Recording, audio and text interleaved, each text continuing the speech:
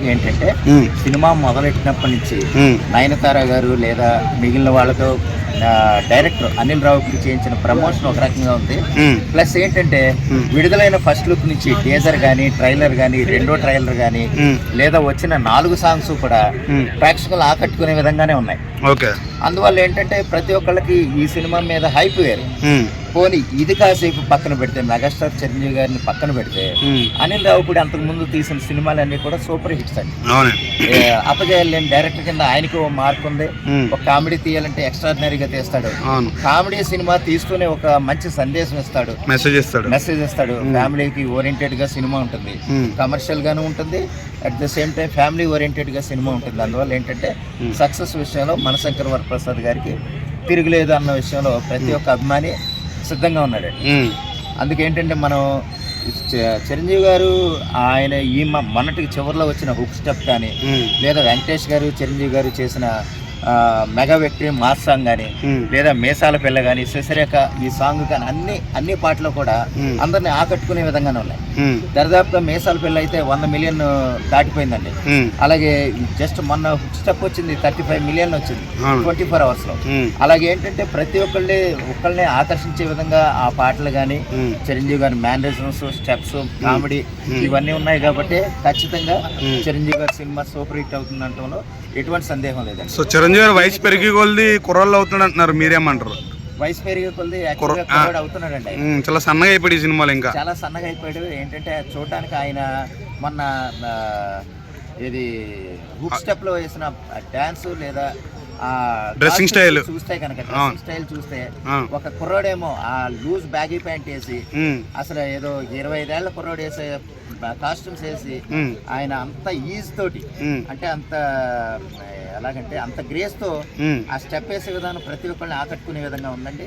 అందువల్ల ఏంటంటే అది అంటే వచ్చిన ప్రతిది ఆ ఒక స్టెప్ అనే కాదు, శశిరేఖలో ఆయన వేసిన మేనరిజమ్స్ లేదా మొన్న ట్రైలర్ లో నయనతార గారిని బతిమాలే విధానం ఇదంతా కూడా ఫ్యామిలీ ఆడియన్స్ ని టార్గెట్ చేసినట్టుగానే ఉంది. అందువల్ల ఏంటంటే sure shot block buster hit. ఎందుకంటే ఆయనకున్న జోనర్ ఈ దెబ్బతో లెజెండ్ డైరెక్టర్ అయిపోతాడా అనిల్ రావిపూడి? ఖచ్చితంగా అంటే ఒక రాజమౌళి, సుకుమార్ గారు ఆ రేంజ్ కి వెళ్ళిపోతాడా గట్టిగా? అది రాజమౌళి సుకుమార్ గారు వీళ్ళు ఒక స్థాయికి వెళ్ళిపోయారు కదా గట్టిగా పైకి. అప్పుడే పోల్చకూడదండి. అంటే ఈ సినిమాతో ఏమైనా వెళ్తాడంటారా? ఇప్పుడు మనశంకర్ వరప్రసాద్ గారికి ముందు 7 సినిమాలు చేసినా సరే బుడ్డగా చిన్నగా సినిమాలే అన్ని కూడా ఏంటంటే అన్ని అపజయాలు లేని డైరెక్టర్ గానే కొలుస్తున్నారు కానీ పెద్ద స్థాయిలో ఆయన చూడలేదు. ఒక ప్యాన్ స్థాయిలో అంత అలా చూడలేదు. స్థాయిలో ఒక గొప్ప డైరెక్టర్ గా అయితే ఆయన చూడలేకపోతున్నారు. కేవలం ఏంటంటే ఆయన తీసిన సినిమాలన్నీ కూడా కామెడీ ఒక మంచి సందేశాత్మకంగా ఉండే సినిమాలు తీసుంటే గనక ఆయన కూడా శంకర్ గారు లాగానో రాజమౌళి గారు లాగానో లేకపోతే సుకుమార్ గారు పేరుండేది. ఈ సినిమాతో ఆ స్థాయి ఏమైనా ఉంటుందని నేను అనుకుంటున్నాను. ఖచ్చితంగా సూపర్ హిట్ అయితే గనక అనిల్ రావిపూడి గారు బెంచ్ మార్క్ లేదా అనిల్ రావిపూడి గారి స్థాయి ఒక పెద్ద డైరెక్టర్ స్థాయిలోనే ఆయన ఉంటారని నేను అనుకుంటున్నాను. సో వెంకటేష్ గారి క్యారెక్టర్ ఫుల్ గా ఉంటుంది అంటారా? ఏమైనా ఒక 5 నిమిషాలు వెళ్ళిపోతాడు అంటారా? ఉండదు. ఆయన క్యారెక్టర్ కేవలం 8 నిమిషాలు అని చెప్తున్నారు. 8 నిమిషాలకు గాను ఆయన చేసింది 3 రోజులు అని చెప్తున్నారు. చిరంజీవి గారు చెప్పారు. ఆ 3 రోజులు కూడా చిరంజీవి గారు వెంకటేష్ గారితో ఎంతో ఆనందంగా ఉన్నాను నేను. వెంకటేష్ గారు కూడా చిరంజీవి గారు ఏదో ఒక పిక్నిక్ వచ్చినట్టు ఒక ఆప్యాయంగా ఒక షూటింగ్ జరుగుతున్నట్టు కాకుండా ఏదో ఒక ఇంట్లో ఒక సెలబ్రేషన్ జరుగుతున్నట్టుగానే మేము షూటింగ్ చేసామని చిరంజీవి గారు చెప్పారు, అటు వెంకటేష్ గారు చెప్పారు. ఆ విషయంలో వెంకటేష్ గారి పాత్ర ఒక క్యామియో రోలే కానీ ఫుల్ లెంగ్త్ కాదు. అయినా తన భుజస్కంధాల మీద వేసుకుని తిరిగాడు సినిమాని. తిరిగారు ఎందుకంటే అది కేవలం చిరంజీవి గారి మీద ఉన్న అభిమానం, చిరంజీవి గారు ఆయన మీద చూపించిన ఇష్టం. ఆయన అంటే చిరంజీవి గారికి వెంకటేష్ గారు అన్న చాలా ఇష్టం అండి. అంటే వెంకటేష్ గారు అనే కాదు, ఈ సినిమాలో ప్రత్యేకంగా చేశారు కాబట్టి వెంకటేష్ గారు అన్న కూడా చిరంజీవి గారికి చాలా ఇష్టం.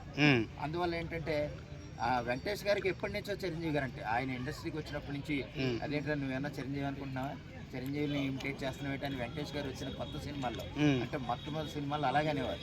అందువల్ల ఏంటంటే వెంకటేష్ గారు కూడా ఎప్పుడు చిరంజీవి గారిని గురువుగా భావించే తను అంటే ఎప్పుడైనా సరే ఇండస్ట్రీలో ఉన్న ఎవరైనా సరేనండి చిరంజీవి గారిని చిరు సార్ అంటారు. చిరంజీవి గారు అని కూడా అనరు. అటు నాగార్జున అయినా సరే ఎవరైనా సరే చిరు సార్, వెంకటేష్ గారు అయినా సరే చిరు సార్ అంటారు. ఇంకా రవితేజ వీళ్ళు అయితే అన్నయ్య అంటారు. ఎందుకంటే ఎప్పటి నుంచో అన్నయ్య అన్న బాండింగ్ అది ఉంది కాబట్టి వీళ్ళకి అలాగ ఉన్నా సరే ఆయనకున్న గౌరవాన్ని చిరు సార్ అని పిలుస్తారు. ఆ విధంగా ఏంటంటే సినిమా విషయంలో మనం డోకాలు లేదు.